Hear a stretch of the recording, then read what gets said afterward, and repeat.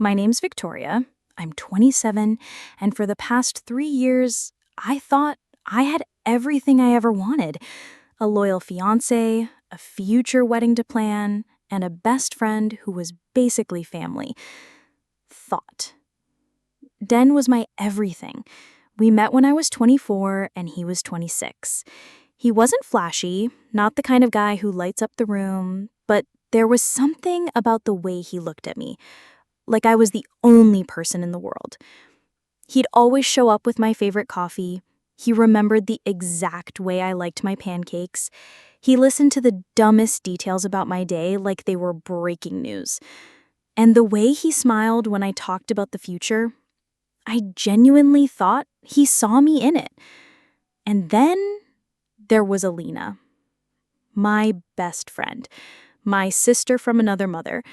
We met when we were 16 and never spent more than a few days apart.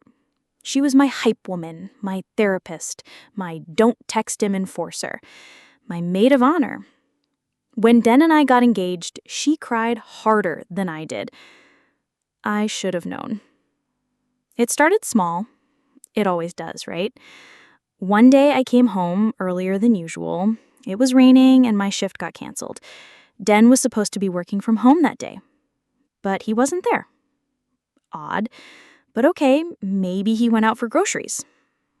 I didn't think much of it until I walked into the bathroom and noticed something strange. A perfume. Strong, sugary, floral. Not mine. Not the one I ever wore, and definitely not anything Den would have bought me. I'm more of a sandalwood and mint type. Still, I shrugged it off. But that was the moment my stomach started twisting in ways I couldn't ignore. That scent lingered in my brain like a siren. I started noticing little things. Den had started locking his laptop. He always kept his phone face down. He laughed at text messages and said they were just memes from the guys. And Alina, well, she'd been extra quiet lately. Flaky, unavailable, vague. She used to answer my texts within seconds. Now I'd sometimes wait hours or get nothing at all. I brushed it off. People grow. People get busy. But one night I saw a comment Den had left under Alina's post. That night was unreal. Can't believe we pulled it off. Wait, what night? I clicked her post. It was just a dumb meme, but the comment, it didn't feel like a joke. My heart dropped. I didn't want to believe it, but something inside me had already started to rot. So I did the thing I swore I'd never do. I started watching. Not obsessively, at first. I just began to observe. I kept notes, not on paper, just in my mind. Den said he was at the gym at 7 p.m., but Alina posted a selfie at a rooftop bar at 7:12 p.m. The lighting matched the forecast, and I swear I saw his sleeve in the edge of the photo. One time she posted a picture of a movie ticket stub. Den told me he had a late meeting that night. Still, I didn't want to accuse anyone. I wanted to believe I was just insecure. So I made a plan. I told Den I was going to visit my parents for the weekend. Small town, no cell service, just a little getaway. In reality, I booked a hotel 20 minutes away. I waited. Saturday night came. 8:12 p.m. I texted him, "Good night. Love you." He didn't respond. I drove home. My hands were shaking so badly I almost dropped the key. I took the elevator up, heart pounding. Our apartment was quiet, but there was soft music playing. I opened the door, and there they were. Alina was in my hoodie, the one I wore when I didn't feel like existing. She was on our couch. Her legs were on Den's lap. He was holding a glass of wine, and laughing like the world hadn't just imploded. I froze. She saw me first. Her face went ghost white. Den turned and his wineglass fell straight from his hand, shattering on the carpet. I didn't scream. I didn't cry. I smiled. I walked in, grabbed my charger from the table, looked them both in the eyes, and said, "Don't stop on my account. I just forgot something." Then I left. And that was only the beginning. I drove straight to my hotel in complete silence. No music, no crying, just the sound of my own breathing, and my fingers clenched so tightly on the steering wheel I thought they'd snap. I didn't even know how I'd stayed so calm. Maybe it was shock. Maybe something inside me had just switched off. I sat on that bed, fully clothed, for hours. And then, like a zombie, I opened my laptop and started planning. For the next week, I acted normal. I responded to Den's texts. He asked if I made it back to my parents okay. I said yes. He had no idea I'd seen everything. No idea I was unraveling everything he and Alina thought they had hidden. I started gathering evidence. Screenshots, emails, photos. I dug up everything, including a shared Spotify playlist titled Secret Vibes Kisses. They were so sloppy it was almost insulting. They used code names in their texts, but reused the same emojis. They'd booked a hotel under fake names, but with Den's credit card. I wasn't just angry anymore. I was humiliated. He proposed to me with a ring, a speech, and a promise, while he was already sleeping with the person I trusted most. So, I did what any self-respecting woman would do. I prepared the funeral for their little fantasy. Here's what I did. First, I called the venue reservation. I canceled it, under my name. I told them the groom had run off with the maid of honor.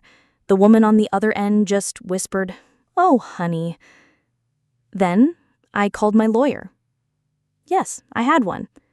Den and I weren't legally married, but we had just signed for a new apartment together. I made sure I'd walk away with everything. And I mean everything.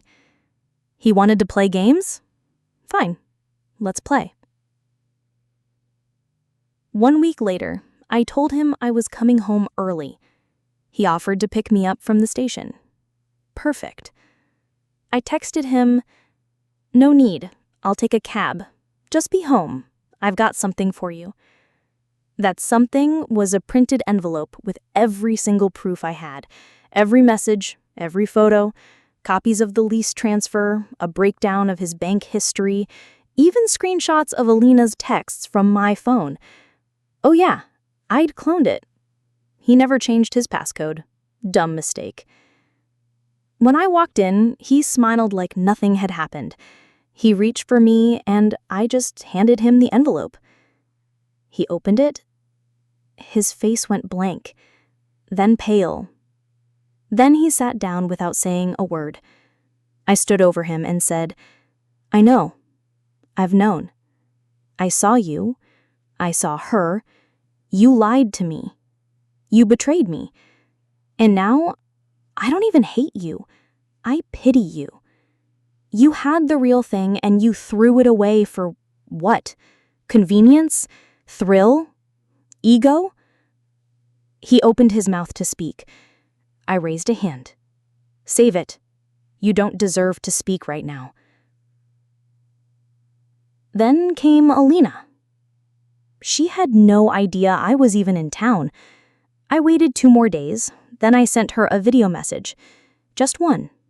No words, just a clip of her and Den on my couch. Captured from the security cam I never told either of them about.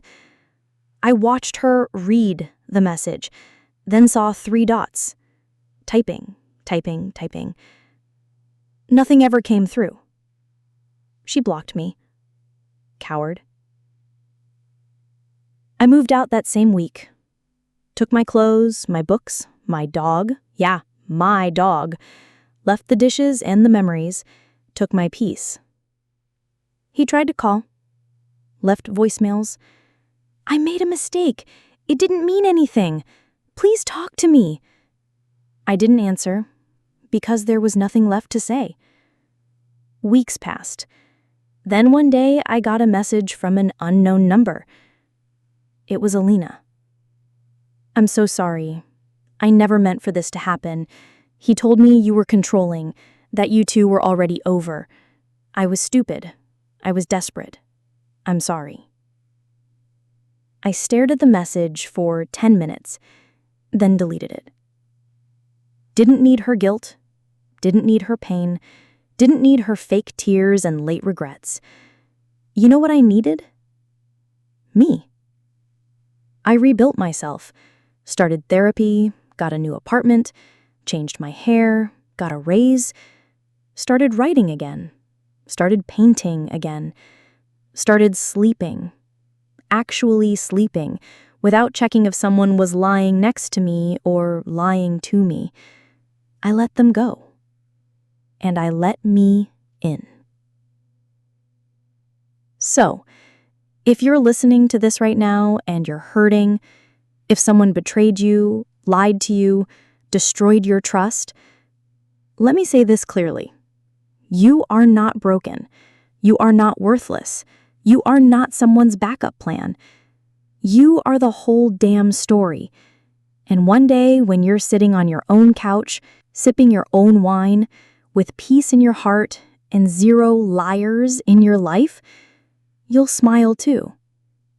Just like I am now.